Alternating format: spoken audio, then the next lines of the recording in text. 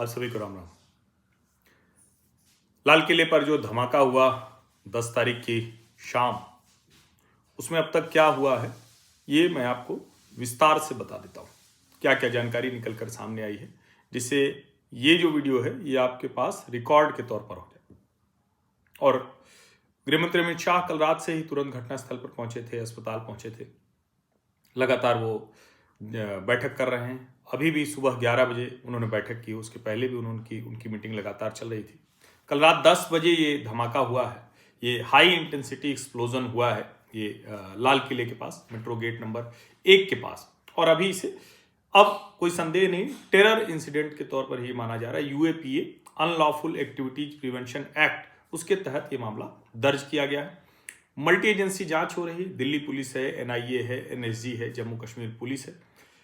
जो पुलवामा का terror module है उससे इसके संबंध सीधे सीधे जुड़ते हुए दिख रहे हैं, तार जुड़ते हुए दिख रहे हैं। 13 लोगों की जान चली गई है अभी तक इसमें, और लगभग 2 दर्जन लोग अस्पताल में हैं। अब ईश्वर करे उन सबका जीवन सुरक्षित रहे। फोरेंसिक जो अभी तक जांच से पता चला है, जो कुछ समझ में आया है, तो सीधे सीधे जम्मू कश्मीर से इसके तार जुड़ते हैं। सीसीटीवी से भी जो कहें कि जो जांच अब तक सामने आई है, 100 से अधिक सीसीटीवी कैमरे वो जांचे गए हैं। सुसाइड अटैक है, फिदाइन स्टाइल अटैक जिसको कहा जाता है, सुसाइड बॉम्बर था वो। कह सकते हैं कि जैश ए मोहम्मद से जुड़ा हुआ, अभी कह सकते हैं मैं इसलिए कह रहा हूं क्योंकि पूरी तरह से ये सामने नहीं आया है, और जो कुछ जिसको कहें कि दिखा है उसके आधार पर ही हम कह रहे हैं। जो ऑफिशियल ब्रीफिंग आएगी उसके बाद हम देखेंगे। ये जो टेरर एक्ट है, इसमें एनएसजी और एफएसएल की जो एनालिसिस है, जो Hyundai i20 HR 26C7674 उसके बारे में आया है, और साफ साफ ये दिख रहा है कि ये सीएनजी लीक जैसा मामला नहीं है, ये सीधे सीधे धमाका है। फरीदाबाद में जो 2900 किलो जो विस्फोटक मिला था, अमोनियम नाइट्रेट, तो उससे जुड़ता हुआ मामला दिखता है। और एक तरह से कहें तो ये सब कुछ पुलवामा से जुड़ता है। आईईडी के जरिए ये ब्लास्ट किया गया है, ये मैकेनिकल फेल्योर नहीं है। सीसीटीवी फुटेज क्या क्या बता रही है। 3 लोग उस गाड़ी में थे, उस i20 में थे। सुनहरी मस्जिद, जो लाल किले के पास की सुनहरी मस्जिद है, वहां वो 3 घंटे रहे, और वहां से फिर वो सुभाष मार्ग सिग्नल की तरफ बढ़े 6:52 पर, जहां ये डेटोनेट हुआ, यानी ये धमाका हुआ। जो स्थिति दिख रही है, चूंकि न कीले आई, न तारे दिखी, न उस तरह का गड्ढा हुआ, मतलब कुछ अलग किस्म का धमाका। कोशिश यही कि क्राउडेड एरिया है, जितना अधिक से अधिक नुकसान हो सके वो हो, और वो होता हुआ दिखा है। डीएनए सैंपल वो लिए गए हैं और उसको भेजा गया है। जो एक हाथ मिला है उसमें, जो ड्राइविंग सीट पर था, और ये देखा जा रहा है कि कौन कौन लोग उसमें होंगे। बाकी जो लोग हैं उनकी भी पहचान करने की कोशिश की जा रही है। जो कार के ओनर के बारे में जो जानकारी है वो बड़ा जरूरी है। जो ओरिजिनल ओनर है वो मोहम्मद सलीम, गुड़गांव का रहने वाला, उसने नदीम खान ओखला उसको कार बेची मई 2024 में 2.5 लाख रुपए में OLX से। जो देवेंद्र शर्मा नाम कहा जा रहा था, देवेंद्र शर्मा नाम वो शुरू में इस तरह से रिपोर्ट किया जा रहा था, कई लोग तो ये भी कह रहे हैं कि देवेंद्र शर्मा ही है, तो क्यों, लेकिन ऐसा नहीं है। सलमान का जो बयान है उसके आधार पर कहा जा रहा है कि नदीम को उसने ये कार बेची। नदीम ने इसको, फरीदाबाद का डीलर है रॉयल कार जोन, वहां जून 2024 में फिर से रिफर्बिश्ड कराई। एक रवि कुमार को जो वो रिफर्बिशिंग कराया उसने, और फिर ये गई तारिक अहमद को, जो पुलवामा का रहने वाला है और फरीदाबाद का रेजिडेंट है। सितंबर 2024 में उसने 1,80,000 में ये ली। अब जाहिर है इन सारी खरीद बिक्री में कोई आरटीओ ट्रांसफर नहीं हुआ है, कोई उस तरह की चीजें नहीं, जो निश्चित तौर पर ये कहा जा रहा है। और चूंकि उस वक्त जो लोग थे, अब एक देखा जाएगा क्या क्या चीजें हैं। 20 सितंबर 2025 का एक चालान भी है जो फरीदाबाद में हुआ है इलीगल पार्किंग के लिए, और अभी तक सलमान के ऊपर कोई चार्ज नहीं है, उससे पूछताछ हुई है। नदीम अभी भागा हुआ है, ओखला में रेड हुई है, और जम्मू कश्मीर के नंबर पर रवि कुमार भी कस्टडी में है। उससे बातचीत हुई तो उसने कहा कि हाँ, पेपर वर्क में हमने गड़बड़ी की, जो कुछ नहीं, लेकिन और कुछ हम नहीं जानते हैं। तारिक अहमद, जो जम्मू कश्मीर पुलिस ने इसको पकड़ा था, तो पुलवामा का रेजिडेंट है, ये 32 साल का कंस्ट्रक्शन वर्कर है, और ये इसको पुलवामा से पकड़ा गया। इसने कहा कार खरीदी थी, लेकिन इसने 2 हफ्ते पहले बेच दी थी अनआइडेंटिफाइड डॉक्टर फ्रेंड को फरीदाबाद में। अब सुनिए, अनआइडेंटिफाइड डॉक्टर फ्रेंड फरीदाबाद में। इंट्रोगेशन अब इसके इर्द गिर्द ही है क्योंकि I-20 कैसे पहुंची, कहां पहुंची, हरियाणा दिल्ली बॉर्डर कैसे आई, उस पर देख रहे हैं। डॉक्टर उमर मोहम्मद ये प्राइम सस्पेक्ट है। ये जो इसका नाम है उमर मोहम्मद, ये पुलवामा का रहने वाला है।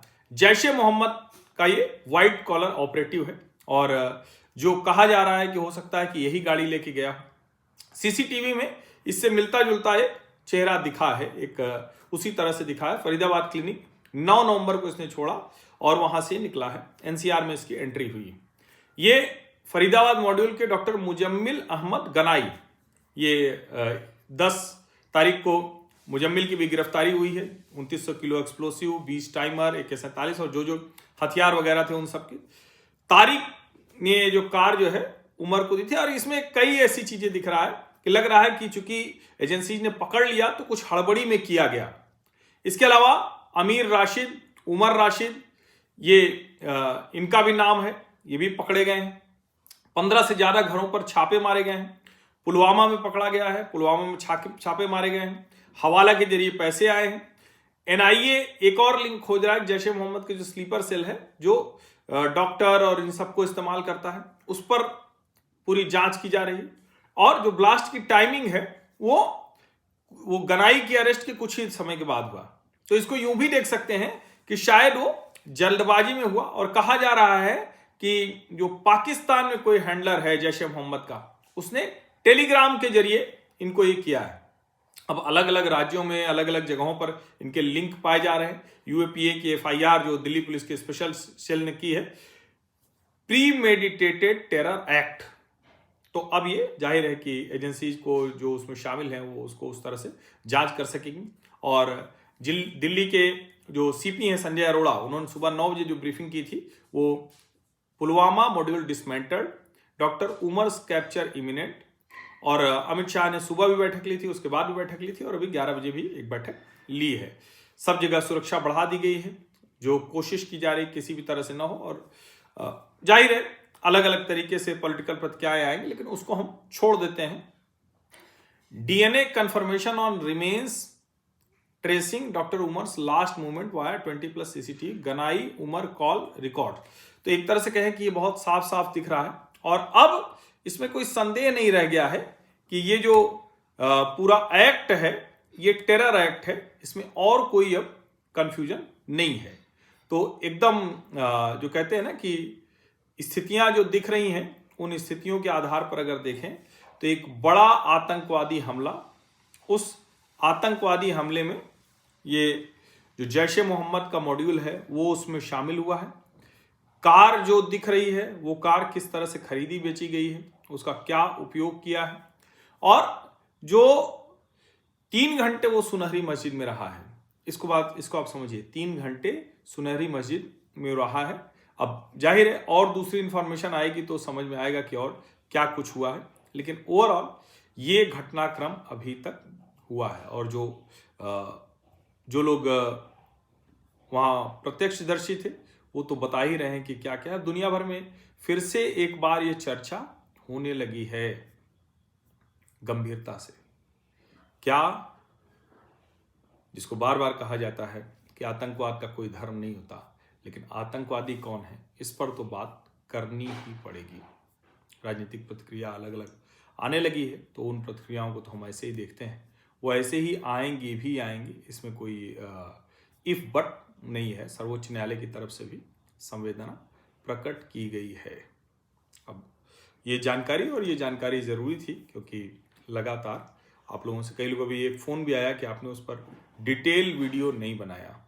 अब जाहिर है डिटेल वीडियो तो बनाया ही बनाया, और मैं फिर कह रहा हूँ, इसमें अगर आप कुछ छिपाने की कोशिश करेंगे, आप ये बताने की कोशिश करेंगे नहीं कौन है कौन नहीं है, रेडिकल इस्लामिक टेरर, ये अगर आप नहीं कहेंगे तो आप समझिए कि आप भी छिपा रहे हैं।